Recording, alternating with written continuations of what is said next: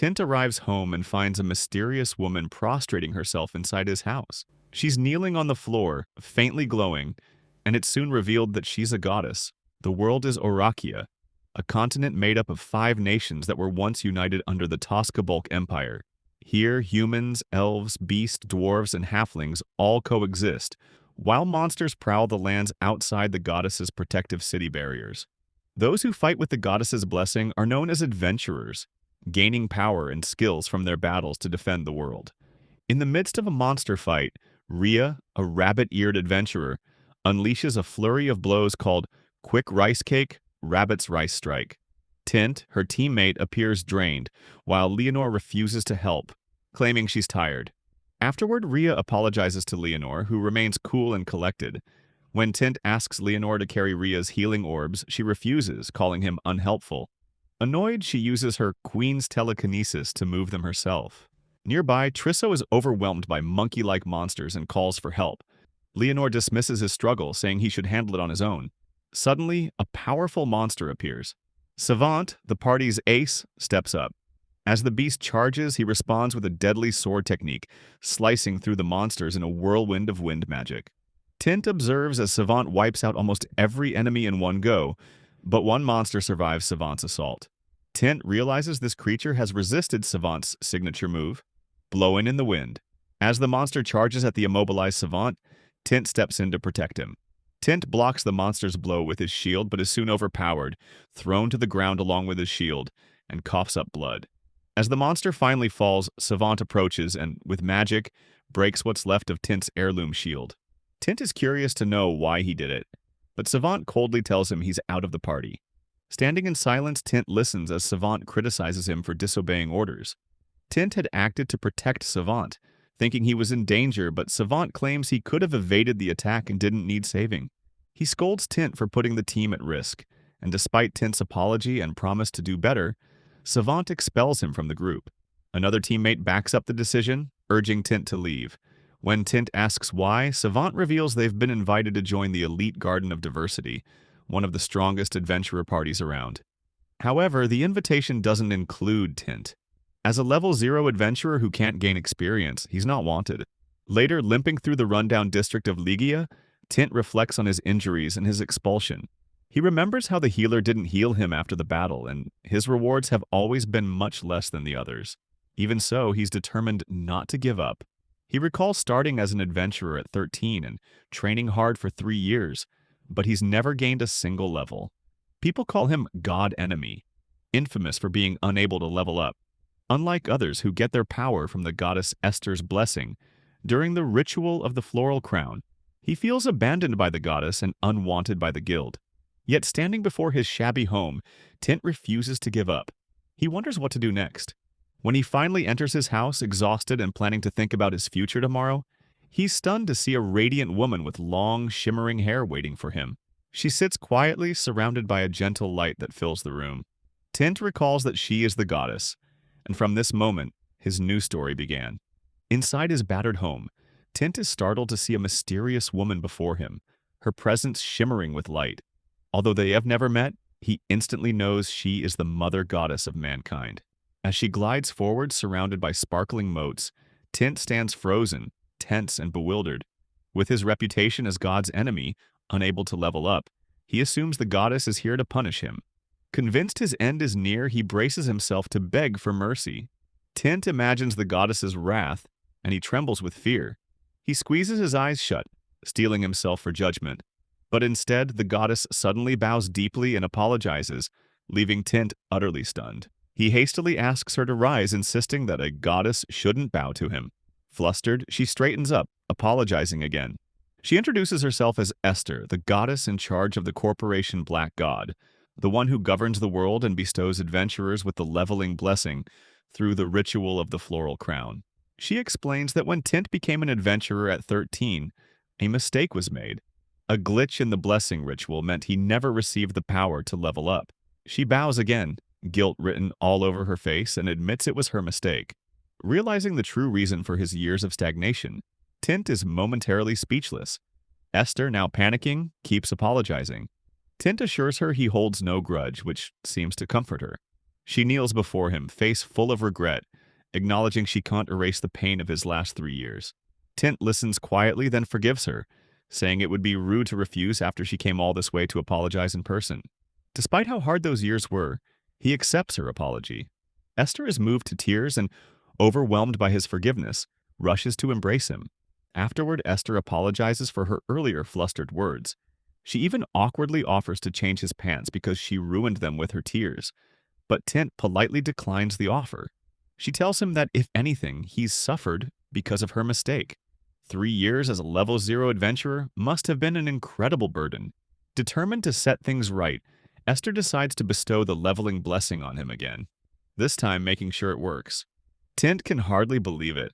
After all this time, he'll finally be able to gain levels. But Esther isn't finished. She declares that simply restoring his ability isn't enough, and promises to grant him 100 times the experience he should have earned. Tint reacts in shock, so Esther asks if she should offer him 1,000 times instead. But Tint quickly agrees to 100 times. Blushing, Esther then shyly asks if he'll hug her. It's necessary for the ritual, she insists. Tint hesitates, but eventually gives in, and as he embraces her, Esther radiates brilliant light. Tint feels the surge of divine power and hears the familiar sound of leveling up. For the first time in his life, his status rises, level 2, then 3, and higher, filling him with exhilaration and disbelief. A glowing circle forms above the goddess's head. Tint's body glows with energy as the blessing continues, overwhelming him until he finally collapses from the sheer force of it. When Tint wakes up later in his bed, his head throbbing, he remembers the goddess and the wild leveling ritual. As he sits up for a drink of water, he notices someone beside him and accidentally steps on the goddess's sleeping face. Both of them panic, apologizing frantically to each other. Trying to piece together what happened, Tint listens as Esther sheepishly admits she continued pumping experience into him after he fainted. Checking his status, a glowing book appears before him, revealing his stats. His level has shot up beyond all normal limits. His attributes are off the charts, and his skill, the one who endures, is maxed out. Dazed, Tint can only stare at the absurd numbers, while Esther beams with pride and laughs beside him. Tint is shocked to see his level has reached 2,198, even though the legendary hero Bernhard's level is only around 300. He thinks reaching a 4-digit level should be impossible. He believes that with this power, even the most powerful demons could be defeated easily. He notices that his stats, along with his previously useless skill, the one who endures, are maxed out. Esther is happy to see that he leveled up correctly, but Tint is concerned. He notes that his status is a bit strange because even after getting 100 times the experience, he should not be reaching this level. He recalls that Savant from his previous party was level 40. Tint thinks that someone like him doesn't deserve such an abnormal level. Esther says he is misunderstanding and explains that the higher one's level, the more experience is needed to level up. This simply means that as one's level increases, it becomes harder to gain experience. She explains further that if a level 1 and a level 100 adventurer defeat a monster, the level 1 adventurer will gain much more experience. It's easier to level up from level 1 than from level 101. She adds that based on the number of monsters Tint has fought, he should have reached level 20. So multiplying that by 100 brings him to his current level. Tint finally understands Esther's explanation and looks at her. He instantly kneels and thanks Esther, but she admits it was her fault from the very beginning. Tint insists that there are no mistakes in what the goddess does. If the goddess decided it, then it's always right. Esther nervously agrees, then awkwardly thanks and apologizes to Tint. A brief moment of silence passes, and Tint realizes she isn't leaving. Although he has already checked his status and thought Esther would return to heaven, he wishes to reflect on his status alone. Suddenly, Esther's stomach growls. She apologizes and mentions that she hasn't eaten since yesterday. When Tint asks what she ate, she calmly says herbs. Tint is stunned, and she explains that they were probably herbs because they were green and growing on the ground. Tint thinks she doesn't have a good life, even as a goddess. He believes that the herbs of heaven must be more delicious than anything in the human world, and assumes Esther wouldn't want to eat breakfast made by humans. He concludes that a goddess can't eat human food. He thanks Esther for her services and in return offers to prepare her breakfast. Deep down, Tint hopes that breakfast will encourage her to return to heaven. Esther happily accepts. Tint goes to the kitchen to prepare breakfast for Esther, but only finds bread and jerky, so he decides to make a sandwich. When he is about to sharpen his knife with a brick, both the knife and the brick are destroyed by the impact of his strength. He freezes, realizing his strength has increased drastically. He recalls that his strength doesn't manifest unless a certain amount of force is applied, but he exceeded that and triggered the strength state. He can hardly believe the numbers he's seeing in his stats. Eventually, he finishes making sandwiches and serves them to Esther. He apologizes for the sandwich's terrible shape, recalling that he had to cut the jerky with the broken piece of knife. He apologizes again and asks if she would eat something like this, but when he looks at the plate, it's already empty. Esther finishes eating and cries, overwhelmed by the flavor. This makes Tint wonder if the goddess's life is also difficult. Esther thanks him for the delicious food, then apologizes for not leaving any for Tint. She asks about his plans for the future. He thinks that until yesterday he was in a tight spot. He believes he can't do a normal job due to his overwhelming strength. He mentions he will first get used to his strength and then accept quests from the Goblin Forest. He decides to become a solo adventurer and to learn to control his strength, or else his daily life will be affected. Esther acknowledges this and puts forward 2 requests. First, he needs to hide his status from everyone. She explains that she apologized on her own and her company always covers up mistakes. If she informs her superiors about this, then they will pretend there is no adventurer named Tint, and things will end there.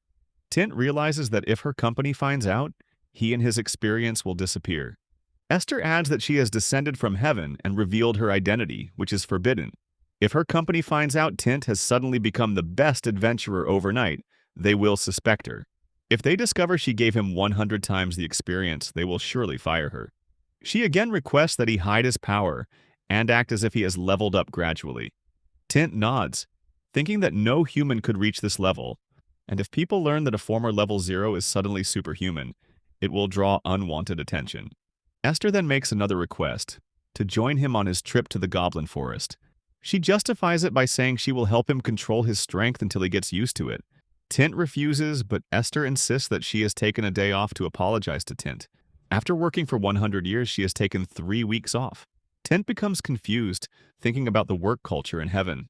Esther mentions that it's her first time being treated kindly by a man, and she feels excited. Tint tells her she is beautiful, explaining that even an educated human like himself can see that. He warns that if she walks outside, it would cause a huge commotion. She assures him it won't be a problem. She uses a device to drop her divinity to 0 so no one can recognize her as a goddess. Deep down, Tint realizes the pressure he felt before has disappeared, and he finds himself attracted to her. Esther asks if she can stay beside Tint for a while, and he happily agrees. Later, they arrive at the Adventurer Guild, where Tint's old comrade Trisso recognizes him. Outside, one man remarks that the goddess is in a good mood. Meanwhile, Tint gets a cloak for Esther to hide her identity, and now he doesn't have a single yen left. He decides not to let Esther suffer, so he will do his best. They enter the Adventurer Guild. Esther is happy to see the guild, but deep down, Tint didn't want her to go inside. Adventurers gather to bully Tint, and Esther hides behind him. Tint's old comrade Trisso mocks him for joining other adventurers after leaving their group. Tint wonders if Trisso has told the others about this. He calmly asks if Trisso is free today. Trisso nods and mentions that Savant has taken Rhea on a date. Tint responds casually and walks ahead. Meanwhile, Trisso tells Esther to leave Tint because his nickname is God's enemy, and claims he will make even Goddess Esther hate her. Esther goes pale and starts panicking. Tint notices her distress and blames Trisso. Tint steps in, stating Esther is not an adventurer, and tells Trisso not to bother him as he's here to do a quest. Adventurers mockingly laugh at him, mentioning they thought he was there to announce his retirement. Trisso calls it funny. Meanwhile, Tint whispers to Esther to leave. Later, Tint selects a quest and places it before the receptionist. The receptionist feels bad for him being expelled, but Tint casually shrugs it off and says he'll take on a solo quest. The receptionist is surprised and repeats the word solo, and Tint confirms. She recommends that he not go solo. She asks if he has a partner, and Tint denies it, thinking he can't make Esther an adventurer. This makes the receptionist even less willing to accept, and she mentions his level is too low. Tint asks if he can take a goblin extermination quest, but she still shakes her head. Tint thinks that even at level 0, he has been an adventurer for 3 years, so he should have a little confidence. He considers hunting goblins on his own for the materials to sell later. Suddenly, the receptionist puts forward a proposal. She asks if he's interested in a job that is more spicy. She says he'll be perfect for the job and mentions her friend runs a women's entertainment business, asking if he's interested. Tint explains to himself that in Ligia, the adult entertainment business is very popular.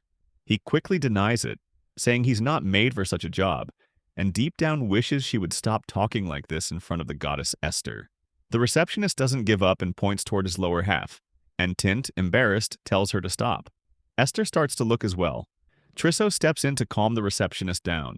He requests that she let Tint accept a quest. The receptionist protests, saying Tint has a talent for getting involved with women. Trisso doesn't understand, and she finally calms down when Tint mentions the quest. She is still reluctant to give him permission.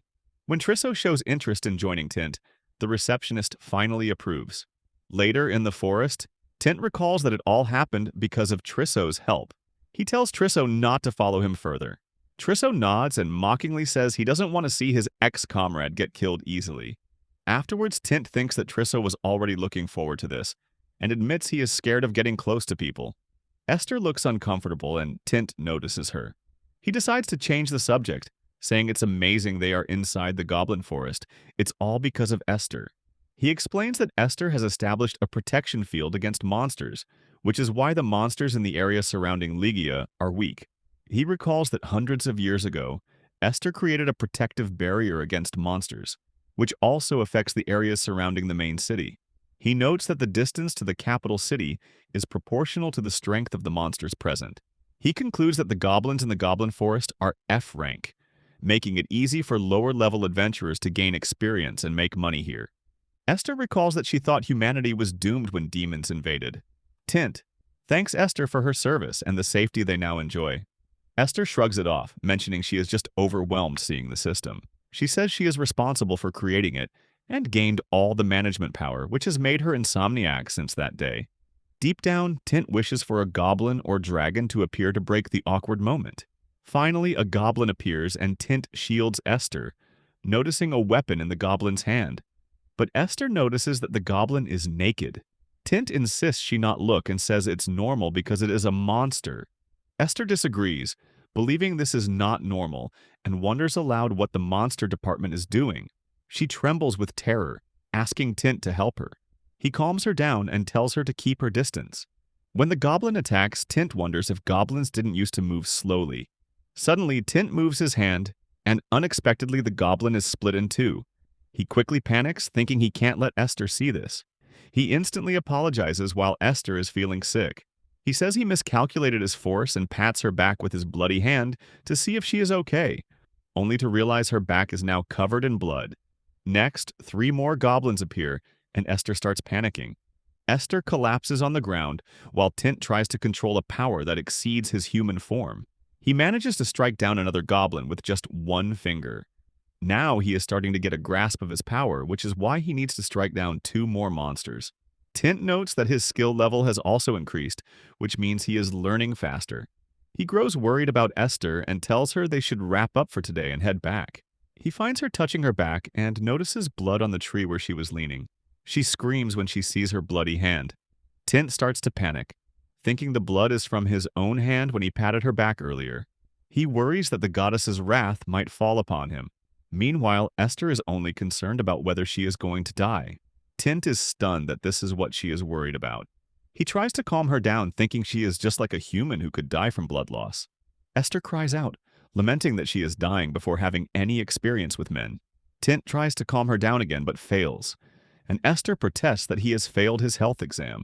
Now Tint decides to distract her, so he mentions he has gained control of his power and points to the naked goblin. He suggests they should go back now. Esther averts her eyes and Tint says that naked goblins are not the problem. Esther makes a sad face and requests one thing. She explains that she has never seen a naked man in person. Tint says that's something wonderful for a goddess, but she argues that it's not wonderful for a woman. She requests that she wants to bloom as a woman before she dies. Esther holds her phone while Tint doesn't understand what she is doing. He protests that he will not show her anything and tells her she is not going to die. After clicking her tongue, Esther activates her divinity and uses it to control Tint. His body starts to move on its own. Esther's eyes begin to shine as Tint starts to remove his pants. Tint hopes that other gods will help him. Esther is stunned to see him naked and says it's unreal. Tint is embarrassed because he didn't want to hear that. He recalls that his ex-comrades made the same remarks. He tells Esther it's normal, but Esther protests that it isn't. Tint stops her from using inappropriate vocabulary. She lies down and compares the size to her readings. Esther's head spins and she says it won't work. Tint gets even more embarrassed, and Esther says it's terrifying and faints. Tint thinks it went too far, but admits he doesn't regret it. Later, back at the guild, the receptionist praises Tint's progress for hunting down 50 goblins. Tint recalls that after Esther fainted, he hunted down more goblins and brought back goblin materials. These materials are sold at good prices, so now he can live without any problems for a while. He explains to himself that after a mission is approved, one can check the details through their status book. No one can lie about how many goblins they have eliminated because it is calculated automatically. Tint believes this feature is annoying given his current situation. He thinks that he was level 0 until yesterday and now he is defeating goblins. The receptionist asks about his partner and Tint mentions they have parted ways, although he remembers carrying Esther to his house because she was unconscious. Even though she fainted, her divinity was active and people could have recognized it instantly, but he still managed to move without anyone noticing. He tells the receptionist that he has now proven he can defeat goblins by himself. The receptionist asks if he really did it all alone, and he confirms. Trisso enters, claiming he was the one who defeated the goblins, and that Tint only watched from a distance. Trisso says the reward belongs to him, but Tint tells him not to lie. Trisso asks how a level 0 can defeat so many goblins. Tint covers it up by saying he fought them at the bottom of a cliff and, due to a rock slide, was able to defeat them all at once. Trisso argues that it wasn't due to Tint's own skill, so he doesn't mind him taking the reward. Tint catches his lie and other adventurers start gossiping. Trisso furiously tells Tint that he only got the quest because of him, so he should be the one to take the reward. Tint suggests splitting it. Trisso refuses, so he says that the goddess will cry if a god's enemy like Tint takes the reward. Tint calmly tells him not to try so hard, as he can't even take down a single goblin.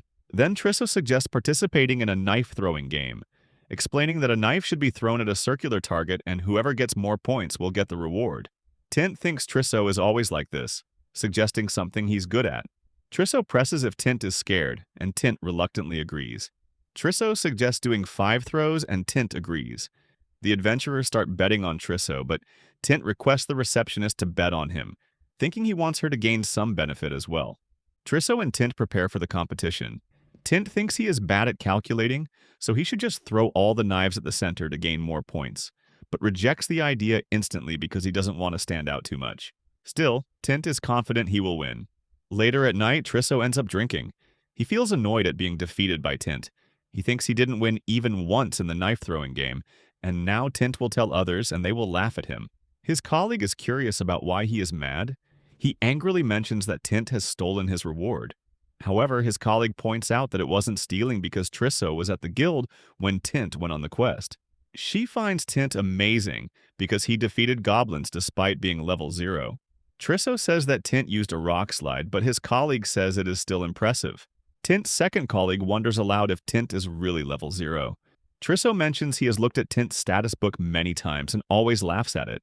The second colleague remarks that Tint's throws were unusual. On every move, Tint was ahead of Trisso. The second colleague asks again if Tint really is level 0, but Trisso is deep in thought. He admits Tint's throws were divine.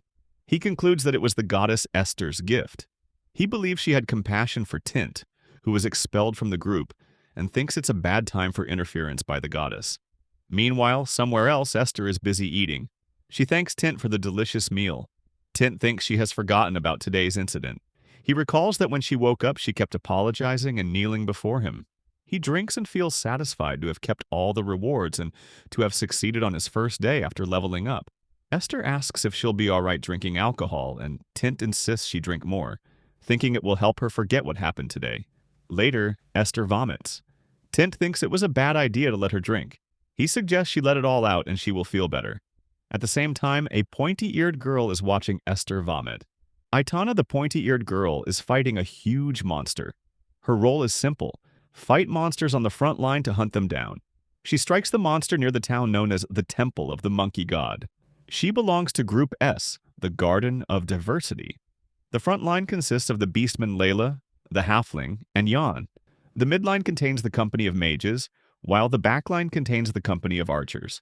She notes that only two people can fight effectively on the front lines, and can inflict fatal wounds on the monsters. The veterans in the middle have withdrawn, and the dwarves have no desire to fight. This makes her volunteer to defeat the monsters herself. Her sword is a two-handed blade made by combining various scrap metals.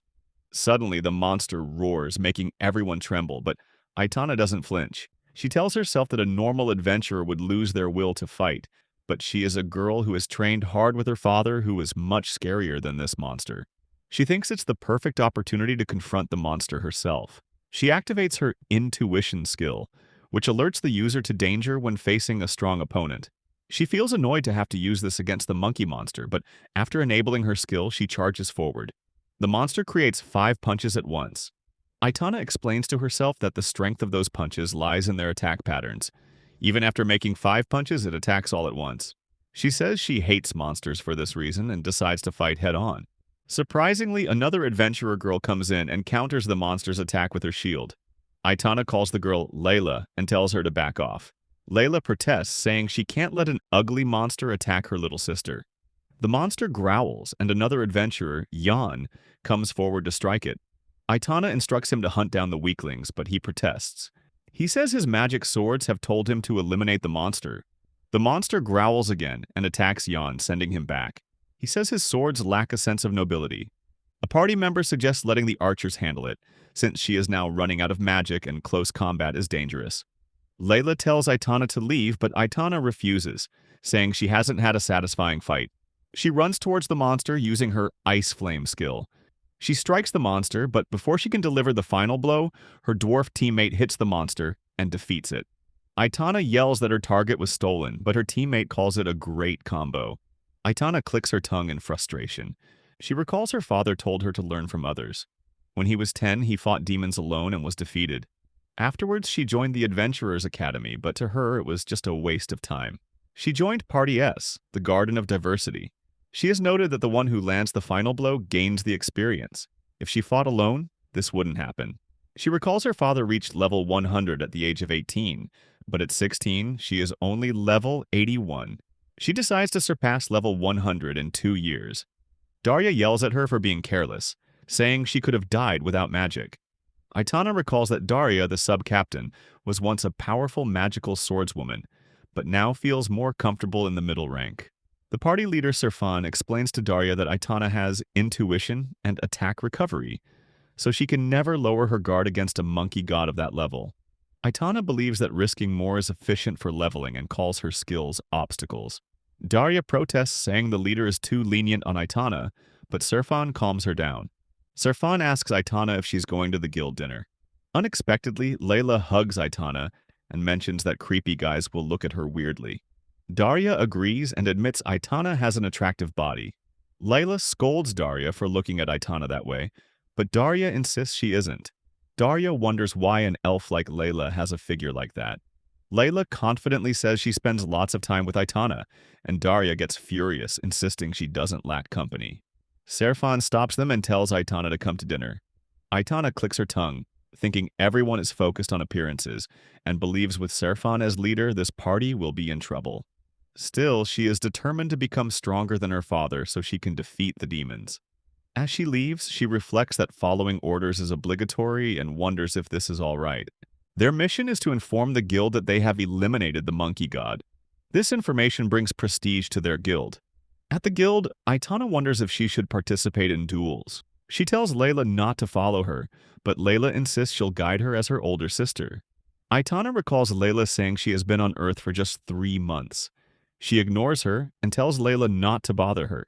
Meanwhile, Daria mentions Aitana's need for bigger clothes and suggests choosing a new dress now. But Aitana insists on using her usual clothes. Shocked, Daria asks if she's going to wear those wrinkled clothes again. Aitana confirms, and Layla mentions that any boy would look at her nervously in those clothes. Layla suggests Aitana not walk in public dressed like that, and also mentions that Jan is looking at Aitana weirdly. Jan mumbles something about dressing provocatively while talking to his sword, and Aitana wonders what's wrong with him. Nadia approaches and suggests they go to the newly opened clothing store. Lila and Daria agree. Daria asks Dogero and Magnus to come along as luggage carriers. Both make excuses not to go, but Daria says they're just eager to see Nadia's clothes. Nadia hugs them both and calls them her best friends. Layla is shocked to see her do that so naturally. Savant appears and greets Aitana and Layla. They struggle to remember who he is, so Savant introduces himself and mentions that the three of them graduated together. Lila recalls him, but Aitana doesn't and thinks of him as a weakling for not triggering her intuition. Meanwhile, Daria asks if he's the one who joined them recently. Savant confirms and apologizes for not introducing himself properly because it hasn't been formalized yet. Daria tells Aitana the two of them must be the same age. Serfan approaches and greets Savant. Everyone is chatting in the restaurant, but Aitana is only concerned with becoming stronger. As she decides to leave, Tint and Esther enter the restaurant. Aitana instantly feels the pressure of overwhelming power. She wonders about this sensation and notes that she only feels this way when she encounters a powerful opponent. She finally sees Tint and Esther and wonders who they are. Aitana notes that Tint doesn't have any good equipment. Savant asks if she is interested in Tint, and Aitana questions him if he knows that guy. He explains that Tint was a member of his party, but he told him to leave because he was not a good fit for the Garden of Diversity. Serfan calls it a shame that a unique adventurer like Tint didn't join them. Daria says that Tint is more famous than Aitana. She mentions he is the infamous God's enemy, and despite adventuring for a long time, he is still at level 0. She calls it a miracle that they let him join Savant's party. But the intuition Aitana felt was far superior to even a dragon. She can't compare it to what she felt toward her father before his skills appeared. She assumes that Tint possesses the same level as her father when he faced the Demon King. Savant asks if Aitana will be coming to dinner, but she ignores him and tells Layla to follow her. She decides to follow Tint. As they leave, Daria asks about the dress. Outside, Tint asks Esther if she is willing to join him on the quest. Esther confirms, adding that she wants to confirm something in person today. Tint recalls that since their first quest, Esther has stayed home and done some knitting, and he was worried about leaving her alone every day. Suddenly, Esther puts a hand-knitted scarf around Tint's neck. Tint thanks her nervously, but deep down he thinks it is too warm for the season. He tells her he'll use it at home so it won't get dirty. He wonders what could be so important that she wants to confirm, even at the cost of her valuable day. Suddenly, Aitana calls out to Tint from behind. Tint is stunned to see a top-tier adventurer like Aitana and her sister approaching him. He gets nervous, wondering if they are here to extort him. She simply asks him what he is. Tint is stunned and also wonders who he really is. He tells her that he is just a mid-level adventurer. Aitana says that's not true and adds that he must be strong. Tint widens his eyes, wondering if she has figured out that he has leveled up. He thinks he was lucky to take solo quests and recalls he hasn't recorded an impressive number of defeats. If anyone has been watching him, they should only see an adventurer skilled at defeating goblins. He has also not revealed his status book. He asks Aitana why she thinks that way. She mentions it's just intuition. Tint believes that a top-tier adventurer like her might be able to sense her opponent's power, but as long as there's no solid proof, he'll be fine. He says her intuition about his skills must be wrong and adds that he has things to do. But Aitana abruptly asks him to show his status book. Layla tells her it's rude and explains that the status book is something personal and people can't let strangers see it. Tint agrees and says he can't show his book. Aitana still presses Tint to show his book to her. She comes really close to Tint and insists that it will be alright since there shouldn't be any sensitive information. Tint is in a difficult situation and notices Layla's gaze on him is getting severe. Then he notices Esther telling him to show his book. Tint trusts her and decides not to oppose her. He summons his status book. Aitana grabs it instantly and finds that he really is at level 0 with only starting stats. Layla tells Aitana to go back as she's confirmed it and apologizes to Tint for her behavior. She goes back with Aitana after wishing Tint luck on his adventure. Esther tells Tint not to worry because he is still at level 2198. She explains that she played a little trick and made his book show his stats from when he was level 0. Tint is relieved that Esther helped him through this. He thinks that if Aitana finds out he defeated 50 goblins in one day and even won the knife-throwing competition, she'll get more suspicious. Later, Esther and Tint reach the forest. Esther praises his progress while Tint notices Aitana and her sister are following them. Now that his level is high, he can notice these kinds of things easily. He notes that the elf beside Aitana has a keen sense of hearing. He decides to avoid any conversation that would let Esther know they are being followed. He also keeps in mind that it will be troublesome if they realize a level 0 like him noticed them. Suddenly, a goblin appears. Esther screams and seeks help from Tint. Tint believes it's a great reaction that will make others believe she is not a goddess. He starts acting and yells that he can't defeat a goblin. Deep down, he believes he looks like a level 0 from every angle. Esther curiously asks what he is talking about and mentions that he already defeated 50 goblins before. Tint panics, but tries to cover it up by saying it was only possible because of the rock slide. Esther says that's a lie. Tint decides not to let her say another word and braces himself. In the next moment, he hugs Esther tightly and whispers in her ear that they are being followed and suggests she act. He apologizes for making her feel insecure and says he can't defeat a goblin, declaring that he will put his life at risk to protect her. Esther blushes, which makes Tint believe she has finally understood. He points his sword toward the goblins and tells them to come at him, while Aitana observes him closely. The goblin growls and charges at Tint. He dodges, and Esther screams. Tint internally praises Esther for her acting. He acts as though he is barely dodging the attacks, then grips his sword and strikes one goblin. He announces that he hit the goblin, and Esther praises him. Tint is satisfied with their performance. They now look like a bottom-tier adventuring party. The second goblin attacks, and Tint takes the hit. Esther worriedly calls his name. He tells himself that having high durability doesn't mean he doesn't feel pain, and thanks to this, his acting will be top-notch. He decides to deliver his next move so Esther won't worry. With a single attack, he defeats the second goblin. The goblin falls to the ground, and Esther happily hugs Tint. He tells her to be careful or she'll get covered in goblin blood, but she ignores him and congratulates him for defeating the goblin. She starts crying and asks what she will do without Tint. Tint thinks her acting skills are really good and hopes the two behind them believe what they saw. Sitting at a height, Layla wonders aloud why they are getting so emotional over hunting just 2 goblins, adding that being level 0 seems carefree. She says it was just a waste of time and that he really is at level 0. Aitana insists they are acting to fool them. Layla argues that they have already seen his status book, but Aitana explains it can be faked by using magic. Layla doesn't understand why he would hide his strength after being at level 0 for the last 3 years, and even earning the nickname God's Enemy. Aitana mentions that, according to her intuition, he is really strong. Layla recalls that she used to confuse instinct with intuition, but Aitana insists it felt like lightning struck her body. After thinking for a bit, Layla asks Aitana if this could be love at first sight. Aitana doesn't understand, so Layla explains that when a person falls for someone after seeing them for the first time, it's called love at first sight. Aitana doesn't understand and thinks there's no logic in it. She doesn't understand the feeling of liking someone. All she cares about is getting stronger. Layla mentions she is feeling better, and Aitana asks why.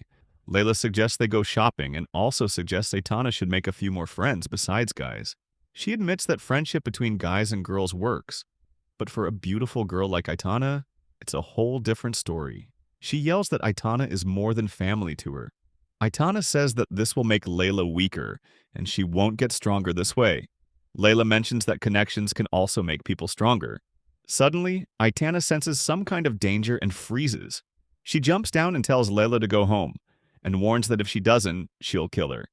Aitana draws her weapon, noting that meeting a strong opponent feels like electricity surging through her. When she senses danger, her heart tingles, but a moment earlier it felt as if it were being crushed. When she feels danger, it means the enemy has the intention to attack her. She assumes there must be another monster besides Tint. She recalls that her father always taught her to prioritize her life in danger, because if she dies, she can't become stronger. But her mind is set on fighting alone in dangerous situations because it will give her more experience and help her reach level 100 by age 18. She thinks that if she doesn't push her limits in life and death situations, she'll never catch up to her father. She knows her father did the same when he was young. She apologizes to her father for breaking that promise. She reaches a plain clearing thinking no one will disturb her here. She notes this place will also serve as a barrier to protect her from long-range attacks. Suddenly, she senses the feeling of danger, like a terrifying monster is approaching her with intent to attack. She can't find the monster and wonders if it can attack from a distance like Nadia. She senses danger again, so she activates her instinct skill and decides to rely on instinct alone. Someone from behind says they've found an elf. Aitana instantly attacks behind her. A girl with horns appears, sitting on Aitana's sword, and says Aitana is pretty slow. Aitana wonders if she is a demon. She uses her freezing flame, but the horned girl dodges easily. Aitana is stunned to see a demon appearing in the goblin forest. Her eyes widen when she notices the sword the girl is holding. Aitana realizes it's her father's sword. The demon girl recalls that even though her father had everything, he still had one burden in his life. Back then, she didn't understand. She believed that if one has everything, it should be a good thing. After her father's death, she became the head of the Trantour family from the demon realm and gained power. After obtaining everything just like her father, she began to feel bored. So she summoned a demon who had defied her before to entertain herself. That demon addressed her as Lady Hizumi and begged her for help. Hizumi thought it would be entertaining to summon him to her castle. He said his problem was irrelevant, but he asked her to save his daughter, who was attached to his body. Hizumi made the demon absorb his daughter's life energy. The father would survive, but the daughter would die. She thought she would be amused watching them suffer through this grim choice. The daughter told her father that she was willing to risk her life for his sake. The father protested, saying that if he lost her, he wouldn't be able to go on living. But his daughter insisted he was essential for changing the future of the demon realm, so he needed to survive. Hizumi gave up and came forward, admitting she had witnessed a beautiful family bond. She placed her hand on the daughter's head and pulled her out. The father was relieved, and he and his daughter hugged each other. Strangely, the daughter began to feel pain and said it was like she had bumped into something. The father asked if she was all right, but her body started to transform. She screamed loudly. The father asked Hizumi what she had done to his daughter and then became furious. Ultimately, the daughter transformed into a beast and, in the next moment, devoured her own father. Hizumi did not feel amused. Later, she saw herself in the mirror and her own face stared back at her, just as her father's had on that day. She finally understood him. She grew worried, thinking of dying as boringly as her father did, and wondered if she should fight her own boredom. She thought it wasn't her fault and put the blame on those around her. She hoped her enemies might offer some resistance. But the moment they stood in her presence, they only trembled in fear. She always found them predictable and wondered if there was truly anyone who could fight her and entertain her. She suddenly remembered the man who came to defeat her 50 years ago. He was brave and used fire magic to confront her. She showed him mercy because he was able to entertain her. She remembered the man calling himself a hero, and the incident was still fresh in her mind. She remembered cutting off his arm to take his sword. She decided to summon him through that sword. When she found the sword, a thought struck her. The hero was a human, and after 50 years he must be old. Then she considered his child, who might be able to use the same fire magic. With the blood on the sword, she could summon the original person, but by smelling and tasting it, she could track down his child. She decided to eliminate the hero's child with his own sword. But there was another problem. The human realm is protected by the goddess. Hizumi was deep in thought, planning how to approach the child, when her maid told her not to go through so much trouble. Hizumi ordered her not to read her thoughts, and Ulrika apologized. Ulrika mentioned that the goddess's barrier has now weakened and suggested they check it out themselves. Deep down, Hizumi decided she would vent her frustration on humanity if the child didn't satisfy her. After wiping everything out, she would spare the child and make them clean up her mess. In the present, Hizumi wonders if Aitana can entertain her. Aitana notes that the sword is really her father's and not a replica. She recalls that her father invaded the demon realm under the Emperor's orders and only returned with a broken arm, without his sword. She asks Hizumi if she fought her father, the hero Bernhard. Hizumi happily reacts as she finally remembers the name. Aitana becomes furious, telling her that her father was tormented every night, calling Hizumi's name. Hizumi admits that Aitana is really his daughter, and calmly mentions she wanted to give Bernhard's daughter a chance for revenge, then tells Aitana to attack her freely. Aitana calms herself and activates her instinct skill. Hizumi feels disappointed, while Aitana says she doesn't care about someone who toyed with her father. She recalls her father telling her never to fight demons without his permission, but she doesn't want to run away. Hizumi questions if she was buying time to let someone show up. Suddenly, Layla appears and moves to strike down Hizumi. Layla attacks Hizumi and then jumps back. Aitana reminds her that she told her to go home. Layla protests, saying she can't leave her sister alone acting like this.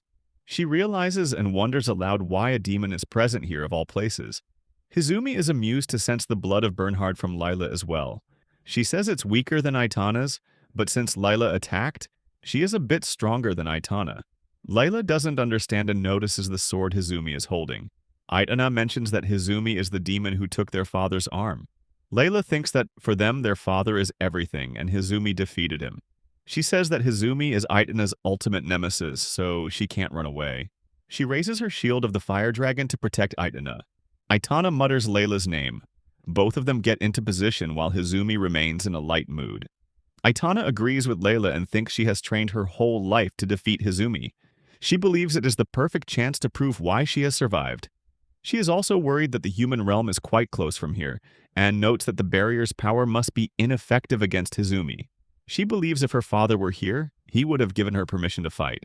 She and Layla charge forward. Aitana tells Layla not to get in her way, but Layla refuses. With Layla shielding her, Aitana attacks Hizumi repeatedly. Hizumi dodges and counters with an attack that Layla absorbs with her shield. Aitana notes Hizumi's speed and decides to finish this with minimal movement. As she attacks, Hizumi vanishes. In the next moment, Hizumi comments that this shield was made from the fire dragon's scales. Aitana is stunned to see Hizumi standing there, holding the fire dragon's shield. Hizumi mentions that the dragon was once called the King of Demons. Aitana wonders why Hizumi has the shield, while Layla realizes her shield is gone. Aitana remembers that Layla has never let go of her shield no matter what, and Hizumi stole it without Layla even realizing. Aitana wonders if Hizumi is using speed or teleportation magic. Meanwhile, Hizumi says this is just a warm-up and tells them to enjoy the show. She breaks the shield in two pieces. Aitana and Layla stare in disbelief. Aitana notes that the shield has S-rank durability, yet Hizumi shattered it like paper. Layla and Aitana are shocked when they see the broken pieces of the shield transform into a fully developed dragon. Hizumi stands beside the dragon. The dragon roars and Layla is affected. Aitana tells her to go back and get the others, but then notices that Layla has completely frozen due to the fire dragon's roar. Aitana plans to keep Hizumi's attention away from Layla until her senses return. She attacks the dragon, but it swings its tail and hits Layla forcefully. Layla is slammed to the ground, now lying injured. Aitana starts to approach Layla but finds Hizumi already standing beside her, holding a goblin.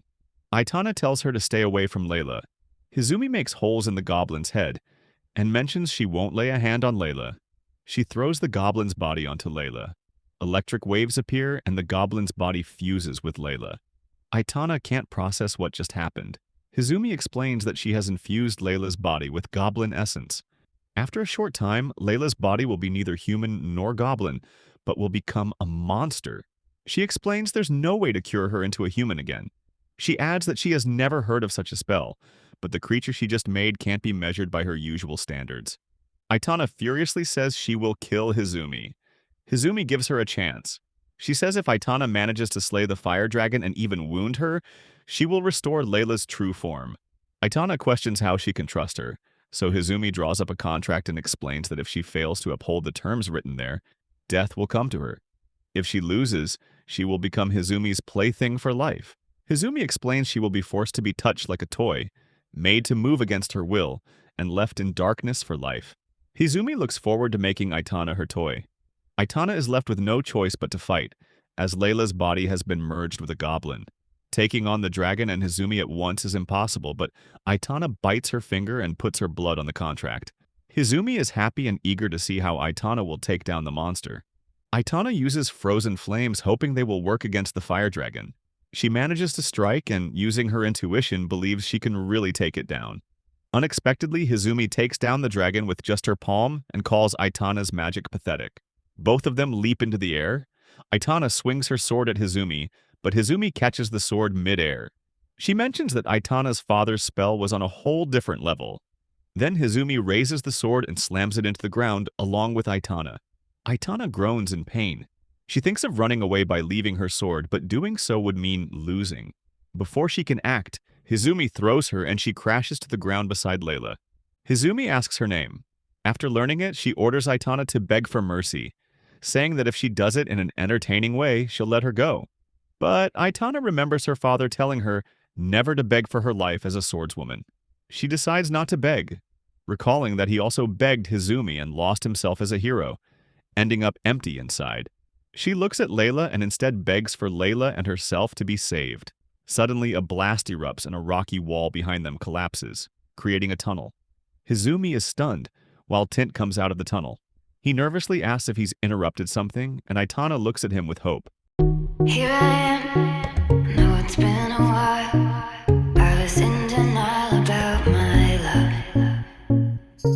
Here I stand, I know I walked away.